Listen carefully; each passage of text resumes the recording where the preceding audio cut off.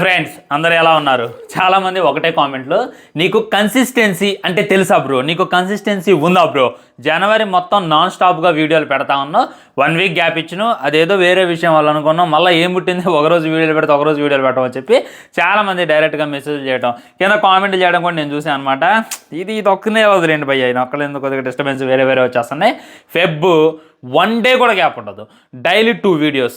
ఈ ఛానల్లో 2 videos, Raavan critic అని చెప్పి ఇంకో ఛానల్ ఉంది కదా అది, దాంట్లో ఒక వీడియో ఖచ్చితంగా. లాంగ్ వీడియోస్ నేను చెప్పేది, ఇక షార్ట్ వీడియోస్ ఎన్ని అప్లోడ్ చేస్తాననేటటువంటిది మీ హోకే వదిలేస్తున్నా. ఎందుకంటే మన సబ్స్క్రైబర్స్ అలవాటు పడ్డారు, వేరే ఆలోచన లేదు వాళ్ళకి. ఇప్పుడు రావణ్ ఫర్ యూ గాడు మార్నింగ్ ఓ వీడియో పెడతాడు, అది చూసేసేయాలి, ఈవినింగ్ ఓ వీడియో పెడతా అది చూసేసేయాలి, ఇలా అలవాటు పడ్డారు.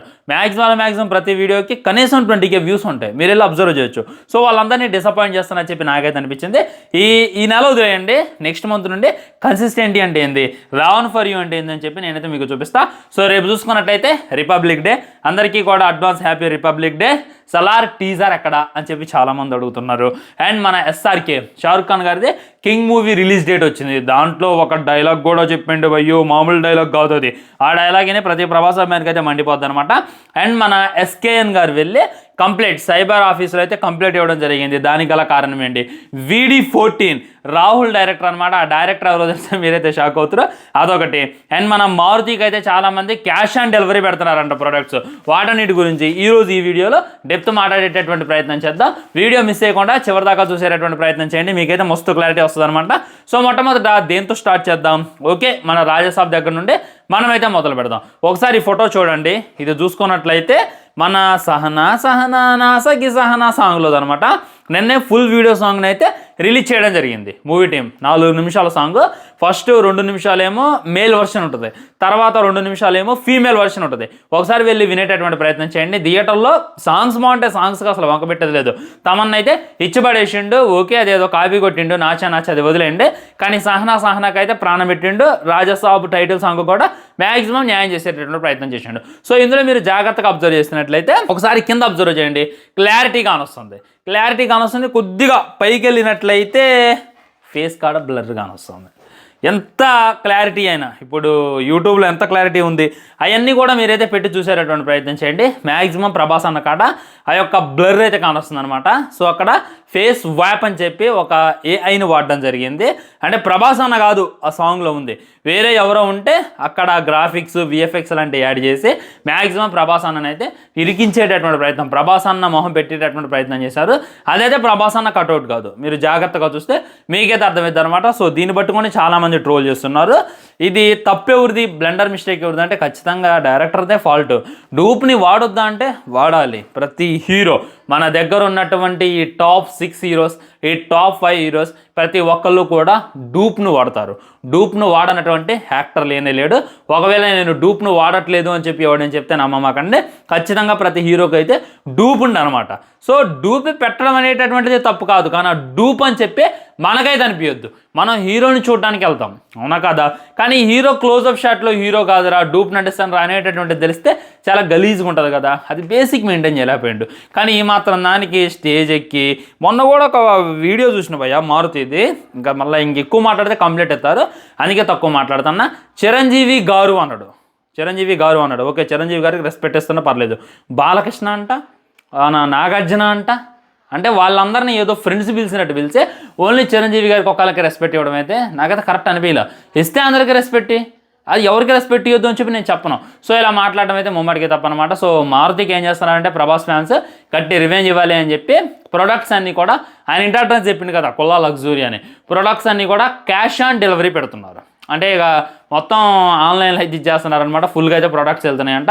ఒక్కొక్కడు పచ్చిగా కామెంట్ చేస్తున్నారు, పచ్చిగా తిడుతున్నారు. అనుభవించాలి, ఎందుకంటే ఏదో ఇండస్ట్రీ పెద్దలాగా ప్రతి సినిమా ఈవెంట్కి వెళ్ళి అంత అతిమింగే బదులు సినిమా మీద కరెక్ట్ కాన్సన్ట్రేషన్ చేస్తుంటే ఈరోజు రిజల్ట్ ఇంకోలా ఉండేది అని చెప్పి చాలామంది చేస్తున్నటువంటి కామెంట్. అండ్ మన SKN గారు చూసుకున్నట్లయితే సైబర్ ఆఫీస్లో కంప్లైంట్ అయితే ఇవ్వడం జరిగింది ఓన్లీ ప్రభాస్ ఫ్యాన్స్ మీద. ఎందుకంటే ప్రభాస్ ఫ్యాన్స్ ట్విట్టర్లో అయితే బాగా ట్రోల్ చేస్తున్నారంట, బాగా తిడుతున్నారంట. దానివల్ల అయితే తనైతే కంప్లైంట్ ఇవ్వడం జరిగింది. సో జాగ్రత్తగా ఉండండి, ఎవరికి కూడా SKN జోలికి అయితే వెళ్ళమాకండి ప్రస్తుతానికి, ఇది అనమాట. అండ్ సెకండ్ అప్డేట్ వచ్చేసి అల్లు అర్జున్ అన్న న్యూ లుక్. ఈ లుక్ ఒకసారి అబ్జర్వ్ చేయండి. థమ్స్అప్కి సంబంధించినటువంటి యాడ్ అనమాట, మామూలుగా లేడు. బాయ్ ఈ మధ్యన ఒక వేరే దేశంలో అయితే ఈ విధమైనటువంటి లుక్తో కనపడ్డాడు. నేనైతే అల్లు అర్జున్ 23 సినిమాకి సంబంధించినటువంటి లుక్ ఏమో అని చెప్పి అనుకున్నా, కానీ కానే కాదు. ఇది చూసుకున్నట్లయితే థమ్స్అప్ కోసం ఇంతలా డెడికేషన్ పెడుతుంటాం. మొన్న ఈ మధ్యన ఏదో పైప్ యాడ్ కోసం అన్నయ్య లుక్ మామూలుగా లేదు. ఇప్పుడు చూసుకున్నట్లయితే థమ్స్అప్ యాడ్ కోసం కూడా లుక్ని బీభత్సంగా చేంజ్ చేసిండు. సో AA23లో ఈ విధమైనటువంటి హెయిర్తో కనపడతాడు. ఎలాంటి చెప్రీ లుక్తో అయితే ఉంటుందో అది కొద్దిగా కొత్త సినిమా అంటే, అది కొద్దిగా కొత్త జోన్ అంట. మ్యాక్సిమం ఇంకో లెవెల్లో అయితే అల్లు అర్జున్ నాకు కనపడుతుందని చెప్పి మళ్ళీ గుర్తుపెట్టుకోండి.